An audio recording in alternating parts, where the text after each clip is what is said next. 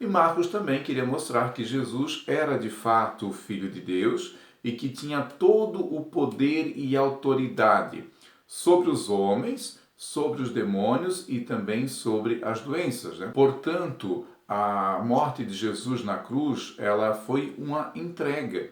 O que Jesus faz? Ele permitiu que isso acontecesse. Jesus foi voluntariamente à cruz.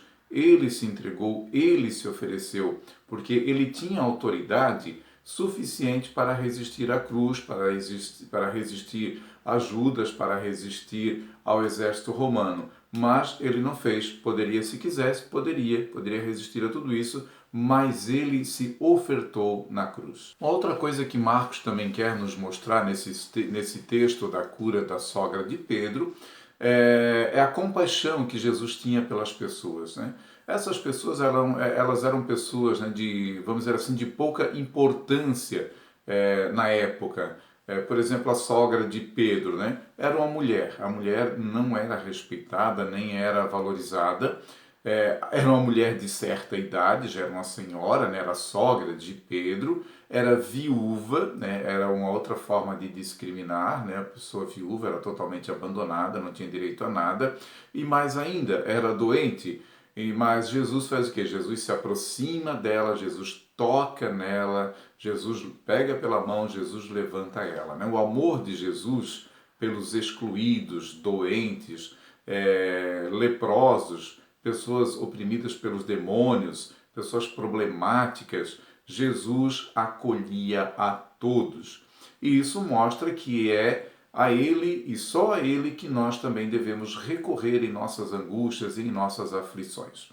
Mas é claro, uma pergunta, né, se faz a partir então desse texto. Existe, vamos dizer assim, cura miraculosa ainda hoje? Bom, nós cremos que Cristo é o mesmo ontem, hoje e sempre. E o seu poder, é claro, não mudou em nada. Assim como também a sua autoridade. Mas os meios que Jesus usa para fazer isso, quais são? Jesus pode fazer isso através dos remédios, da medicina, né, e da ciência. A cura, portanto, ela pode acontecer através desse meio, né, desses meios que Deus nos deixou, assim como também pode acontecer de forma imediata, né, por intervenção divina.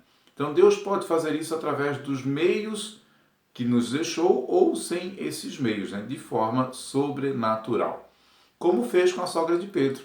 Né? Agora, o que nós temos que ter muito cuidado, né, ao focarmos, ao esperarmos só o que é milagre sobrenatural e acabarmos desprezando ou diminuindo a confiança na providência de Deus, na sabedoria que Deus deu ao ser humano e também da sua intervenção, da sua graça, quando ele permite que, através de medicamentos, através dos médicos, através de toda a ciência, nós também sejamos curados dos nossos males. Ou seja, é importante nós termos a consciência que toda cura, nesse sentido, é de Deus, seja ela como uma resposta às nossas orações, ou também seja ela através dos medicamentos e da sabedoria que Deus deu ao ser humano. Ou de uma forma ou de outra, devemos sempre ser gratos a Deus.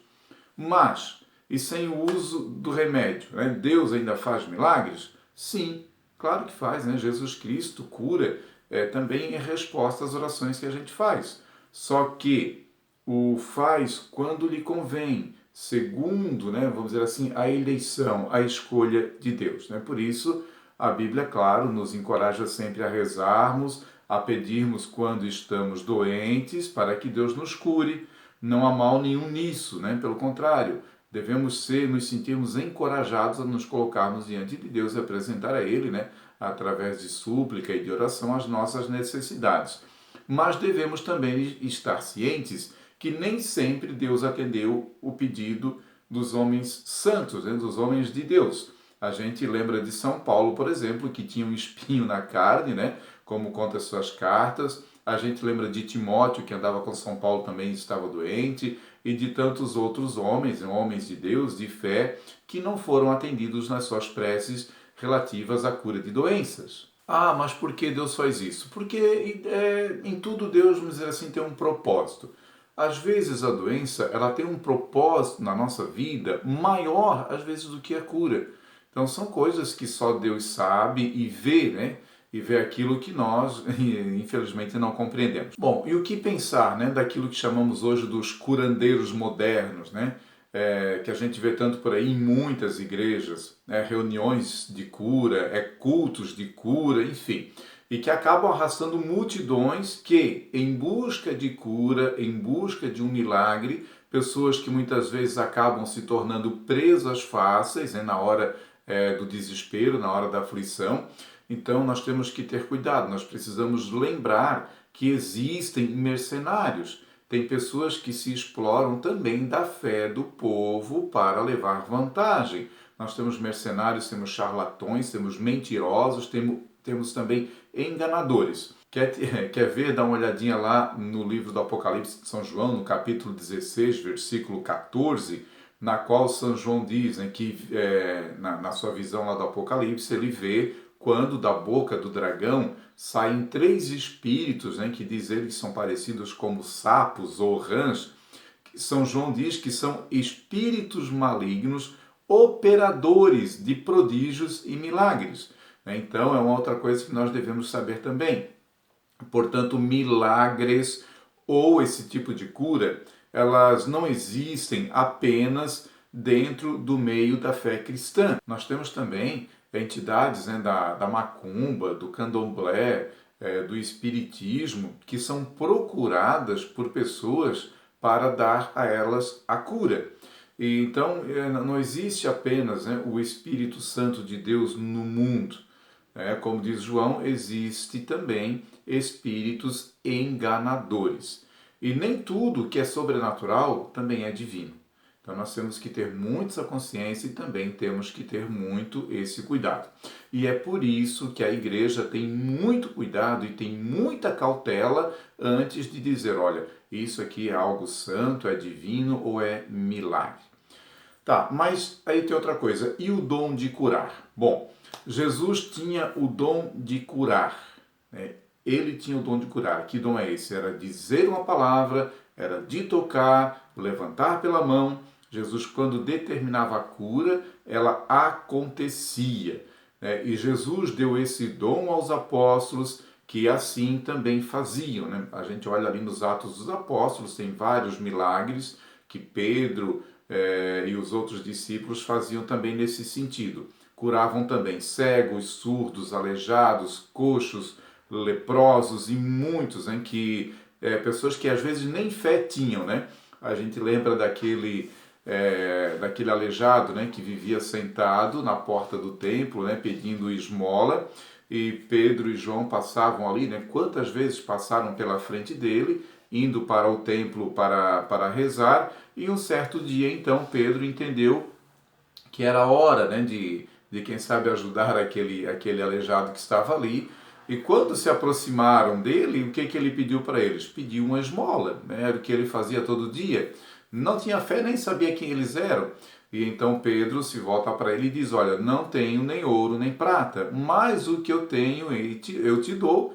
Em nome de Jesus Nazareno, né? Levanta e anda, e o homem se levantou, né? E entrou com eles pulando, né? Saltitando para dentro do templo. Então esse homem, ele nem pediu e nem esperava o milagre, né? Isso é o dom de curar, né? Que os apóstolos e santos, né? Muitos homens de Deus, herdaram, eles receberam de Jesus. Então ter esse mesmo dom hoje seria para mim o quê? Seria uma pessoa capaz de impor as mãos sobre os doentes e ordenar a cura.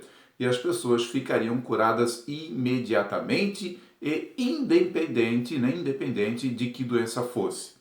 Seja ela AIDS, problemas mentais, câncer, aleijado, coxo, mudo, cego, só que nós não vemos ninguém hoje com esse dom de fato, né? Nós vemos sim muita gente por aí se dizendo curadores, fazendo esses cultos de cura, né?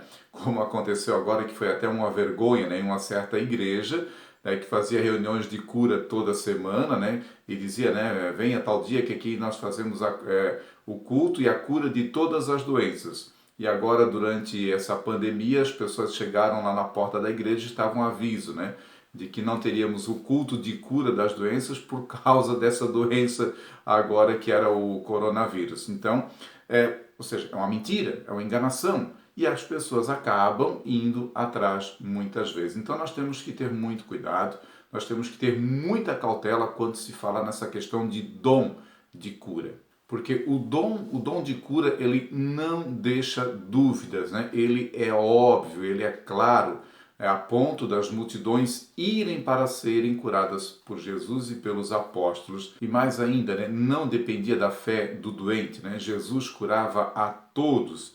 E hoje a gente às vezes vê pessoas, né, que dizem, né, que tem esse dom de curar, aí vão lá, impõem as mãos sobre a pessoa, não acontece nada, e diz, não, é porque o doente não tinha fé, por isso que não aconteceu nada, né? A gente lembra de Jesus quando ele chegou uma vez lá perto da piscina de Siloé e tinha aquele cidadão que estava lá sentado, e Jesus perguntou para ele, né, você quer ficar bom? E o homem disse, eu não tenho ninguém nem para me jogar na água, né? Não estava nem aí para Jesus, não sabia nem que era Jesus, tanto que ele nem pediu a cura para Jesus. O homem não tinha fé nenhuma em Jesus, mas Jesus pegou e curou ele mesmo assim.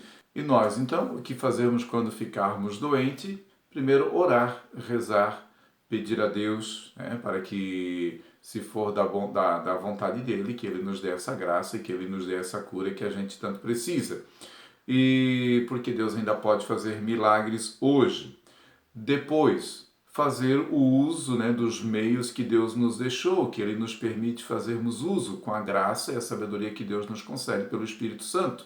Né? Fazer uso dos médicos, fazer uso dos remédios, né, da medicina, da ciência e de tudo aquilo que Deus colocou à nossa disposição. E por fim, também, né, entender que Deus usa muitas vezes das doenças para nos fazer crescer espiritualmente e outros propósitos que nós não sabemos.